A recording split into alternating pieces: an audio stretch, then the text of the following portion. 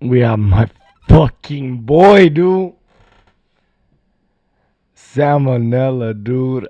Oh my god, dude. My last video had a hella gay shit in it, so this one's not gonna have none of that shit. I know my boy right here is gonna keep it safe, gonna keep it easy. I'm finishing my bulking meal. Let's get right. Oh, this is gonna be a fucking good one. Obscure units of measurement.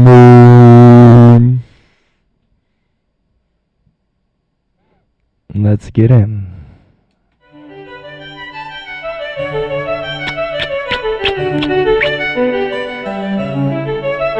Hey kids, I've been told by a lot of people that there's nothing more exciting than the metric system. They may have a point, but I can still prove them wrong. Today, we're going to talk about some specific lesser-known units of measurement. First is the Schmidt Pain Index. Now, anybody could tell you that getting stung by a bug tends to hurt, but just how much does one sting hurt compared to another? Are yellow jackets worse than hornets? Are fire ants worse than honeybees? Nobody in the world of science knew for sure. That is, until a young upstart by the name of Justin Schmidt decided to boldly go where no entomologist has gone before. But how did he plan to quantify the level of pain caused by different insect stings? Well, it went something like this. Alright, honeybee. Ow, god, that hurt. I'll give that like a 2. Next, paper wasp. Okay, that's like a 3. Next, let's try bullet ant. Jesus Christ, Mary Mother of Satan's left nipple, it's like my hand is made entirely out of urethras, and each and every one is having a red-hot catheter put in and ripped out 5 times every second. My very being is on fire. My only desire left is for death himself to bless me with sweet relief. I'll give that a 4. No. 4+. In all seriousness though, I'm pretty sure the index is meant to be logarithmic, like earthquake magnitudes. So just like a magnitude 7 earthquake is 10 times as powerful as a magnitude 6, a bullet ant sting causes 100 times as much pain as a honeybee. In total, Schmidt cataloged 78 different species of the order Hymenoptera, which includes ants, bees... Bruh, that is a lot of fucking times to get bit by poisonous creatures, dude. Kudos to my boy. Why is water going in my house? Anyways, I'm surprised he ain't dead yet. And wasps. You can tell a man is really dedicated to his job when, after getting stung by 77 insects, he says to himself, you know what? That wasn't enough. I need one more creature to inject its venom into me, and only then will this list be complete. Alright, I'm gonna let that one pass. I guess you could say he just really gave a Schmidt. No.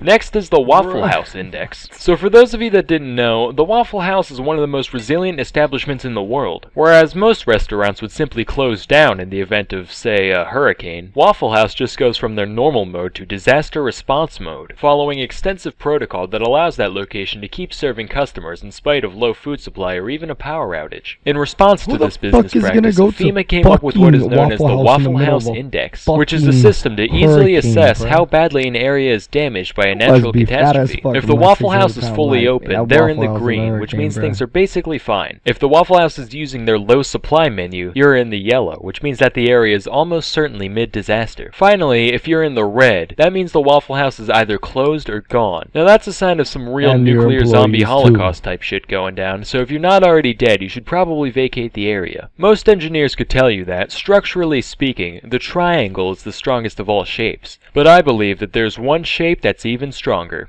Godspeed, Waffle House. Next we have the APGAR score. So the APGAR score is a rating system used by hospitals to determine how healthy a newborn baby is on a scale from 0 to 10. It's called APGAR based on its 5 criteria, which include appearance, pulse, grimace, activity, and respiration. And each of these is rated on a scale from 0 to 2 to get your final score. Personally, I think this set of standards is a little flawed. Here's an example. Well, it's completely blue, and it doesn't really want to move at all, but it's got a really fast heartbeat, and it's screaming really loudly. I'd give this baby like a 6 out of 10. That's good enough. So in response, I've invented my own rating system. It's called the RAGU score. R is for reflexes. It's common knowledge that if you hold any healthy baby by its feet and then drop it, it'll always land upright. If your baby... Bruh, listen to that shit. When he was recording that shit, he said, you know damn well that there's any healthy baby Like with this sarcastic. That if you hold any healthy baby by its Q score. R is for reflexes. Sarcastic. It's common knowledge that if you hold any healthy baby by its I feet can and then imagine drop a- it, it'll any always healthy land baby, upright. dude. If your baby can't do that, that's a sure sign that it's defective. A is for abnormality. If your baby seems weird, that's typically a Nice good indicator take, that dude. it's That was a weird. good one. G still stands for grimace, just like in the APGAR test, only instead of looking at the baby's facial expression, you just bring Grimace from McDonald's into the room and see how the baby reacts. If it starts crying, that's a good sign, because Grimace is absolutely fucking terrifying. And finally, U is for ugliness, just because that might sway your decision on whether or not you want to keep it. Now, if the baby passes the test, it gets to go home, but if it fails, then it gets shipped off to the factory and made into ragu, hence the name of the test. Some people might be upset by this fact, but you know what they say, prego today, ragu tomorrow. Anyway, that's all for today. Till next time, I'm Salmonella, and thank you for watching.